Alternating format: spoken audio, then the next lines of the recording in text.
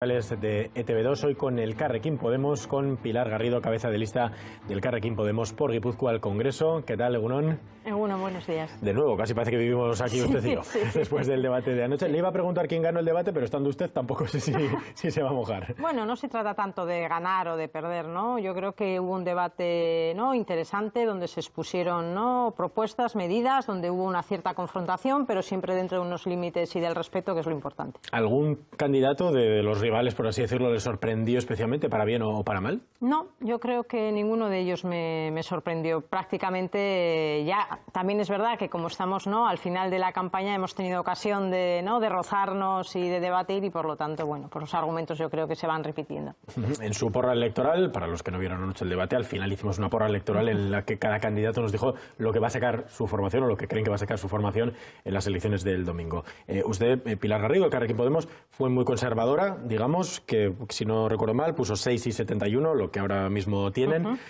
¿Sería eso un buen resultado, quedarse como están? Sí, yo creo que un buen resultado en Euskadi es revalidar, ¿no?, lo que pasó en las últimas elecciones generales, que fue ganar, con lo cual tampoco podemos ir más allá, y son los 6 escaños. Es verdad que es un pronóstico muy optimista si vemos lo que dicen los sondeos, ¿no?, las encuestas. Sí, pero bueno, las encuestas ya sabemos que nos dan siempre malos resultados. Hay diferentes encuestas, desde 3, 4, 5 y bueno, y al final el 28 no veremos a ver qué dice la ciudadanía vasca y esperemos que revalide esa mayoría del Carrequín Podemos. Entre las cosas que le quedaron o no claras del debate, la posibilidad de que haya un pacto entre el PSOE y Ciudadanos, que Patxi López desmintió o intentó desmentir o intentó ser tajante. ¿Lo consiguió? ¿Fue tajante? ¿Les quedó claro a ustedes o siguen creyendo que esa opción puede ser real? Esa opción es real y yo creo que lo saben los ciudadanos y las ciudadanas por diferentes razones. Yo decía que había mucha gente en el Partido Socialista que quería, ¿no?, esa alianza o esa mirada hacia la derecha. Yo cité a Ábalos, pero podía citar a un montón de históricos y de varones que están en esa posición. Y algo que todavía yo creo que incluso es más, ¿no?, más importante o incide más, el hecho de que, ¿no?, los poderes, vamos a decir, económicos, las élites económicas, realmente es el gobierno que quieren, un gobierno de derechas pero con cara amable. También podíamos hacer alusión, ¿no?, a lo que ya Pedro Sánchez en la entrevista de Evo le contó, ¿no?, fue sincero y dijo, ¿no?, que esas presiones le llevaron a que no pudiera o no intentara, ¿no?, negociar con Podemos en ese momento, con lo cual yo creo que las circunstancias son muy parecidas y que sí hay posibilidad, el Partido Socialista girará a la derecha con Ciudadanos. Pero es verdad que Pedro Sánchez, si algo tiene, en cierto modo se puede decir que es palabra. Su no es no a Rajoy lo llevó hasta el final, hasta prácticamente desaparecer de la política, aunque ahora haya resucitado. Y si escuchamos a Albert Rivera hablar del Partido Socialista, parece imposible también que Ciudadanos pueda querer pactar con el PSOE. Por tanto, con Pedro Sánchez y con Albert Rivera, ¿de verdad creen que este escenario es posible? ¿O son ustedes los que están queriendo meter el miedo para que precisamente el votante no vaya por ahí? Nada. Primero, si hablamos de Rivera, Rivera es una botella vacía, con lo cual lo que dice hoy es lo que no dice mañana o lo que vuelve a decir hoy, con lo cual la palabra de Rivera yo creo que todos sabemos que no, que vale bastante poco, porque bueno, dijo que no iba a apoyar a Rajoy, lo apoyó, en Andalucía pasó un poquito lo mismo. Y cuando hablamos de Pedro Sánchez, lo que yo he visto y he comprobado en Madrid, ¿no?, durante esta legislatura, es que le falta proyecto de país y por lo tanto constantemente, y eso se puede comprobar, quiero decir, ha incumplido multitud de promesas que ha puesto encima de la mesa, desde sacar a Franco, que todavía veremos a ver cuándo sale, dijo que iba a derogar la reforma laboral, ahora dice que bueno, que quizás, que un poquito, bajar la factura de la luz, estaba en el acuerdo presupuestario, el control de los precios abusivos del alquiler, estaba también en el acuerdo presupuestario, y una cosa que es muy importante y que ayer quedó un poco liada, ¿no?, el tema de los pensionistas y de la revalorización de sus pensiones por el IPC por ley. Ellos dicen que sí, pero no lo han hecho y han podido hacerlo. Es más, cuando aluden a Podemos como que ha roto el Pacto de Toledo, que es algo que utilizan, pues bueno, yo suelo decir y he explicado, ayer quizás, ¿no?, es más complicado porque había menos tiempo, pero sí que me gustaría decir que el Pacto de Toledo, yo lo dije, se rompió hace mucho, estaba muy roto con la reforma que hizo el Partido Popular. Pero encima, si nosotros no apoyamos era porque el Partido Socialista recomendó algo los pensionistas, y ahí está COESPE, que lo ha dicho, que es una asociación de las más importantes, unas condiciones con las que los pensionistas y las pensionistas no están de acuerdo. Querían que, y termino con esto, querían que el cómputo para su pensión fuera de todos los años trabajados. Eso es recortar las pensiones, y nosotros dijimos que no, y además, fíjate, esta medida la lleva el Partido Popular en su programa, con lo cual... Lo que nos está demostrando también con todo esto es que desde fuera del gobierno ustedes han podido condicionar mucho el gobierno de Pedro Sánchez. ¿Por qué esa insistencia de estar dentro del gobierno, de un gobierno de coalición, cuando además ya vimos que no tuvo muy buen resultado ese anuncio que hizo Pablo Iglesias de que querían estar dentro de un gobierno, casi hasta repartiendo los ministerios? ¿Por qué ahora esa pretensión, hasta qué punto la van a llevar a un callejón sin salida? No sé si también, dependiendo de los resultados que Unidas Podemos pueda conseguir el domingo, esa pretensión podría rebajarse o no, de alguna manera. Yo creo que hay cambios importantes. El escenario político es muy distinto. Es decir, ya no estamos en un bipartidismo turnista, que es el que diseñó el régimen del 78 entre dos grandes partidos que se van alternando y van haciendo prácticamente las mismas políticas, sino que estamos en un sistema multipartidista, donde va a haber, sí o sí, y lo veremos, un gobierno de coalición. La pregunta es, ¿qué gobierno de coalición? Entonces, en ese sentido, va a haber un gobierno de coalición, y por eso decimos que nosotros queremos estar en ese gobierno. Pero queremos estar en ese gobierno porque también hemos podido comprobar que, estando en la oposición, podemos arrancar medidas importantes al Partido Socialista, como hemos hecho, ¿no?, la subida del SMI, pero también, como he comentado anteriormente, hay cosas que el Partido Socialista no va a hacer por sí solo. Por ejemplo, bajar la factura de la luz, acabar con los desahucios sin alternativa habitacional. Si queremos que eso se haga una realidad, tiene que estar Unidas Podemos en el gobierno. Nada tiene que ver con sillones, tiene que ver con que nuestro programa se pueda materializar, porque ya lo hemos comprobado en esta legislatura hasta dónde es capaz de llegar el Partido Socialista. Se ha aplaudido en esta campaña, en este debate, que Pablo Iglesias ha moderado un poco el tono en los debates. De hecho, de los debates de Televisión Española y Antena 3 y La Sexta, se dijo eso, ¿no? Cómo ha cambiado el tono, y muchos decían, si este es el tono de Rejón. No, bueno, no sé si podemos comparar una cosa u otra. Sí, es verdad que yo creo que todas tendemos con el tiempo y con la experiencia, a moderarnos, ¿no? Y en ese sentido yo creo que es una evolución natural, ¿no? Si hubiera sido todo lo contrario, ¿no?, si se hubiera puesto todavía, no sé, pues más elocuente, más efusivo, pues normalmente ese no suele ser el recorrido. Yo, que tengo una edad, pues bueno, lo que todas hemos hecho es, bueno, tener pues mucha fuerza vital, y al final, pues bueno, vas controlando esa fuerza vital, pero lo que no ha cambiado, no confundamos las cosas, es lo que defendemos, que eso es lo importante. Sí, pero ese acercamiento también al Partido Socialista, fuera del tono, pero esa responsabilidad es estar en el gobierno. Era un poco el plan de Rejón, ¿no?, que ahora está donde está. Haya habido dos modelos que efectivamente ganó, porque así lo votó la militancia, el de Pablo Iglesias, pero algunos podrían decir ahora, bueno, pues es que realmente este también es el modelo. En este modelo podría haber cabido perfectamente Íñigo Errejón. No. Yo creo que, y voy a matizar, no creo que sea la interpretación correcta. Nosotros siempre dijimos que no íbamos a entrar y no íbamos a apoyar al Partido Socialista cuando pactara con Ciudadanos, porque eso es un gobierno de derechas. Lo mismo que seguimos diciendo hoy en día. Lo que queremos es colaborar con el Partido Socialista para hacer políticas realmente que beneficien a la gente. Y eso no pasa nunca, ni pasará, por apoyar un gobierno entre Partido Socialista y Ciudadanos. O sea, estamos en la misma posición. Lo que está claro es que no van a apoyar a Vox, eso lo tenemos todos muy claro. Hay quien dice que entre los votantes de Vox puede haber desencantados con la política que en su día votaron a Podemos. ¿Está de acuerdo con esta reflexión?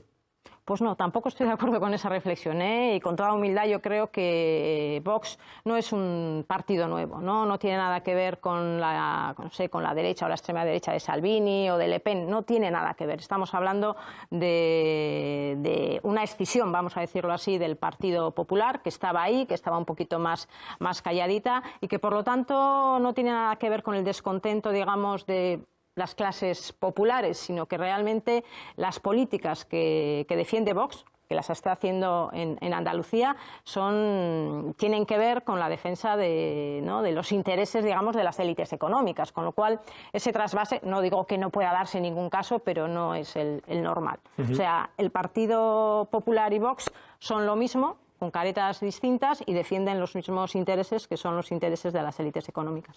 ¿Le preocupa que el fantasma de Vox o el hecho de que Vox realmente se presente a las elecciones pueda ser el asunto que vaya a hacer que pueda haber una alta participación? Hasta ahora siempre se había hablado que cuando hay alta participación puede favorecer a la izquierda.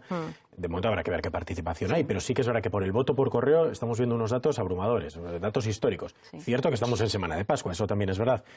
Pero sí hay un ambiente de que puede haber mucha participación. ¿Esto puede favorecer a ese perfil, digamos, de Vox, a ese desencantado de la derecha que ha encontrado ahora su espacio? No sé, ¿qué lectura hacen desde Unidas Podemos? Por hacer hipótesis, sí se dice que no, parece que va a haber una alta participación. Entonces, yo creo que en todo caso, si hay una alta participación, bienvenido sea. Es decir, la ciudadanía, lo que a mí peor o lo que menos me gustaría, por decirlo de alguna manera, es que la ciudadanía, como pasó en Andalucía, se quedara en casa. Que todo el mundo, que todas las personas vayan a votar, elijan a quién tienen que votar, y espero que esa movilización sea una movilización de gente progresista y que vote por políticas que, bueno, progresistas y no por un modelo de involución que nos llevaría a una España muy oscura, muy negra de hace 50 años. O sea, que tengo esa esperanza. Por volver a algunos asuntos más concretos y de contenido, el otro día Patxi López, en la entrevista aquí en ETV2, aseguraba tajantemente que no hay cloacas en el Estado. Y les invitaba a ustedes a poner pruebas encima de la mesa si de verdad creen que hay indicios de que existen. Bien, yo creo que ha habido cloacas en el Estado desde hace... ahora mismo, ¿hay cloacas en el Estado? Lo iba a explicar, sí, desde hace 40 años. Y sí, o sea, es decir, unas cloacas que han existido durante 40 años difícilmente pueden desaparecer, ¿no?, en un plis-plas. Eso por un lado. Y por otro lado, que tenemos también, no voy a decir pruebas, pero sí ciertos indicios. Cuando en la comisión de investigación se invita al señor Villarejo a que explique qué pasa, el Partido Socialista dice no. ¿Por qué?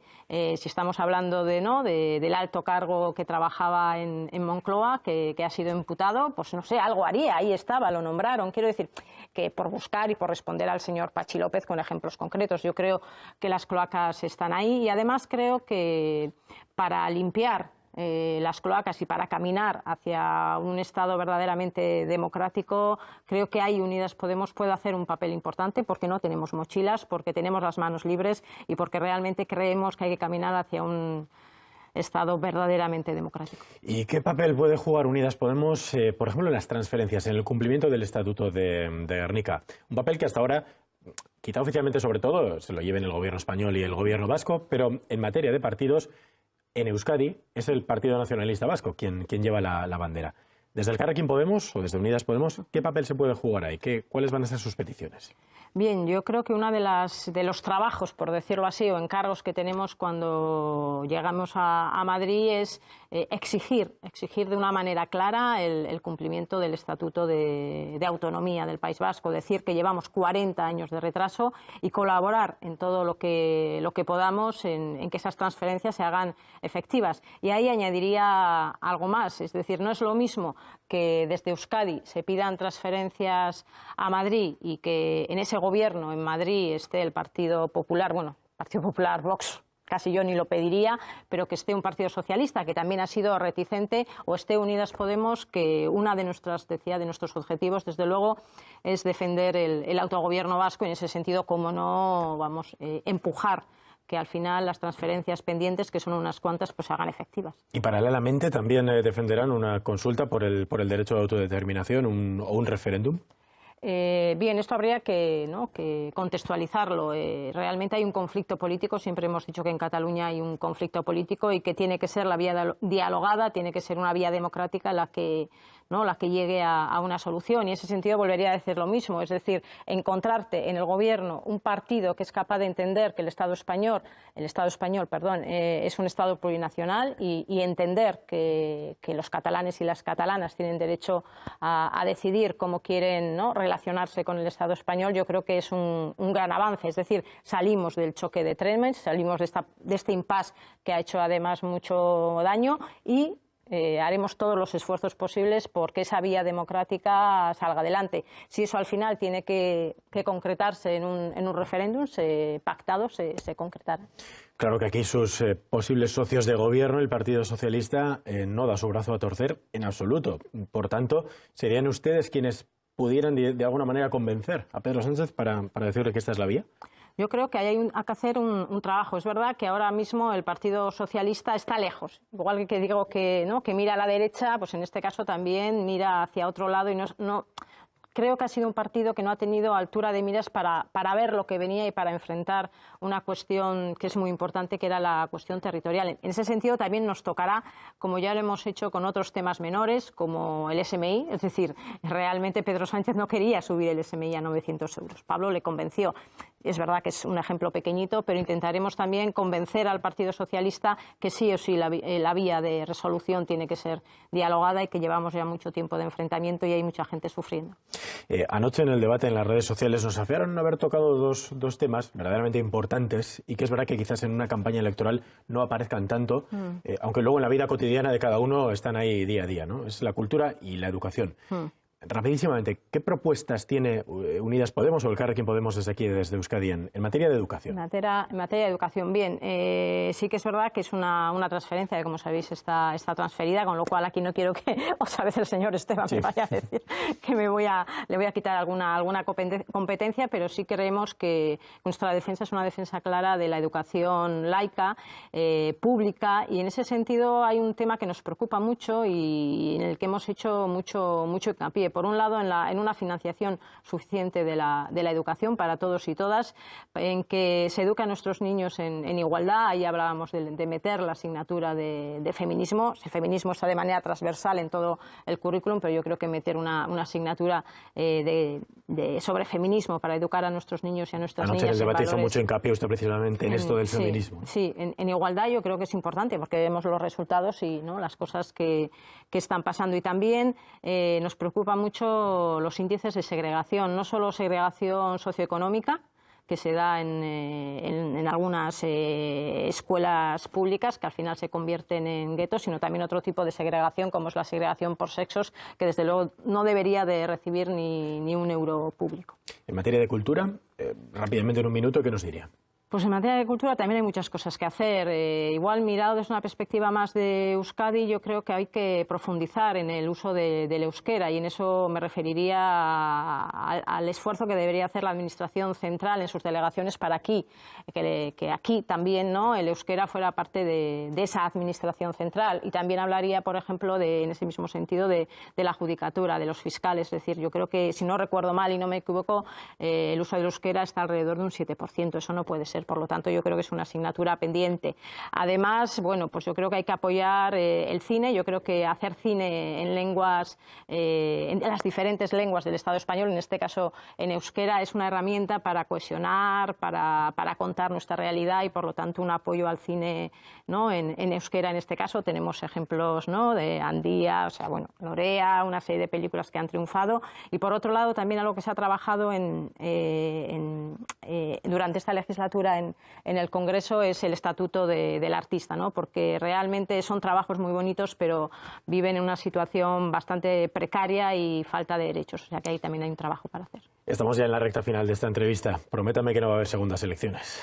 Yo preferiría, como te puedes imaginar, que no hubiera. Espero que los resultados nos den para hacer un gobierno, que ese gobierno sea un gobierno progresista y que sea un gobierno para mejorar la vida de la gente. Por lo menos en lo que está en sus manos no habrá segundas elecciones. Un minuto para los indecisos. Estamos terminando siempre así nuestras entrevistas. Un mensaje para ellos, más o menos según las encuestas. El ITV Focus este mismo fin de semana decían que son un 21%, aunque hay algunas encuestas que dan incluso más. Es probable que ahora mismo muchos estén decidiendo finalmente cuál va a ser su voto, lo harán mañana en el día de reflexión, o lo harán algunos el mismo domingo antes de votar. Pero ¿qué les diría Pilar Garrido? Bien, pues a todos esos indecisos y aquellas personas que tienen entre diferentes opciones para votar, que uno sea Unidas Podemos, pero que igual en otras elecciones suelen votar al Partido Socialista o incluso a la izquierda abertzale, yo les diría que estas elecciones son unas elecciones históricas, que nos jugamos mucho y que en ese sentido piensen que Unidas Podemos es la única fuerza política que va con las manos libres, que va sin mochilas y que va a ser capaz de enfrentarse, ¿no?, a la banca, a las eléctricas, a las corporaciones para ir recuperando derechos. ¿Por qué no se pueden recuperar derechos si al final no eliminas privilegios? Y en ese sentido, pues bueno, diría que para Euskadi, yo creo, para sus propios intereses, el mejor gobierno es un gobierno en el que esté Unidas Podemos. Tras 14 días de campaña, ¿qué va a hacer mañana Pilar Garrido en el día de reflexión? Bien, pues tengo la intención, tengo que ir hoy a Madrid al acto final, tengo que volver, pero sí le he prometido a la MA que iré a visitar la Deva, que es mi pueblo, y pasear y dar una vuelta y comer con mis hermanos. Ese es un plan muy sencillo, pero que tengo muchas ganas de hacer. Descansar un poco, que ya toca. Sí. Pilar Garrido, cabeza de lista del Congreso por Guipúzcoa, gracias por haber estado con nosotros, casi nada, unas horas después del debate de anoche. Es que ricasco y buen fin de campaña. Vale, gracias a vosotros. Gracias también.